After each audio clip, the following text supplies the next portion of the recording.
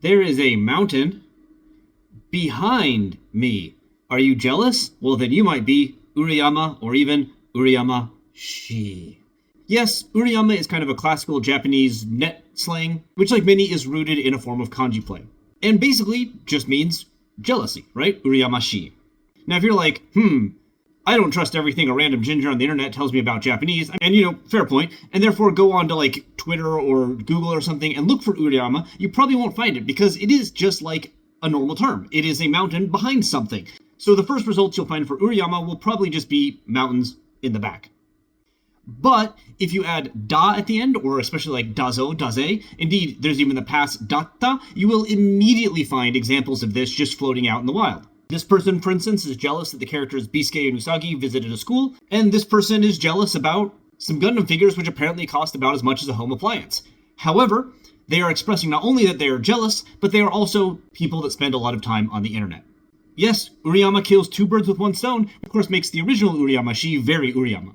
Indeed, kind of interestingly, as you've seen by the da, datta conjugations, or janai, that are out there, this actually has turned an adjective into a noun. So it's not just a kanji play, it actually is kind of creating a new word, a noun for jealous in Japanese that did not exist before. There were other words, like shito, but Urayama as like a noun was kind of invented by the Japanese internet.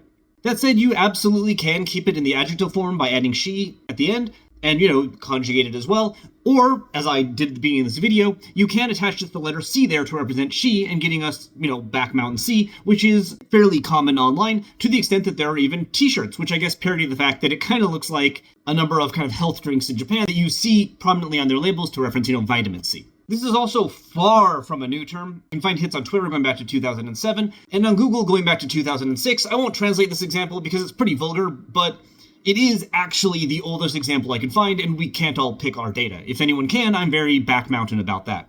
And indeed, at least one website I found claims the term started in the early 2000s. This seems more or less likely to me, because all the variants also date back to at least 2006, like this Urayama-shi you can see here.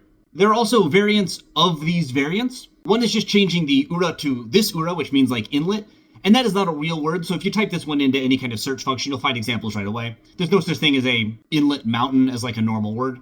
And then the next is a variation of any of these Urayamas with keshikaran, which means like inappropriate, outrageous, shocking, something is not good. And this is used when something makes you both jealous, but also you think it's kind of like not good, and you would potentially criticize it. I would be very careful using this term because a number of websites that I found discussing it note that its original use, like the first people who were using it, were primarily using it to refer to actions which were illegal, but also made the person jealous. And indeed, the oldest hits I can find for this, which go back to 2008, are both kind of that nature. Both are discussions of sex crimes on 5chan style forums, one featuring a number of female teachers in America that had inappropriate relations with students, the other being an account of groping at an onsen. So the people here are saying that this is bad, but also I don't really have to detail it. It's not a pleasant sentiment, and so you do need to be careful using this word because it does have that kind of history of use. Indeed, .org even has a similar term of Urayama-shike, which is, you can see it defined there, for a very similar purpose. However, in 2025, it does seem like this Urayama Keshikaran use has kind of mellowed out, as in, a lot of the uses are still kind of sexual, as in this person here, who finds it outrageous that a character from Demon Hunter has 3 attractive wives, but is also a bit jealous, or in like a completely fine use, this person who just is really, really jealous and, I guess, outraged, shocked, in disbelief, that there are people who live in a hotel that get to have a really cheap supermarket below them. I guess I'm a bit Urayama Keshikaran about the entire possibility of having a cheap supermarket because I live in Sydney.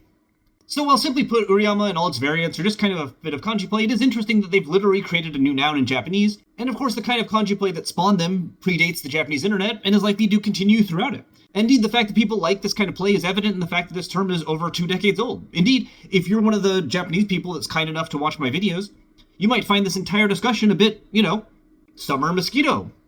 See.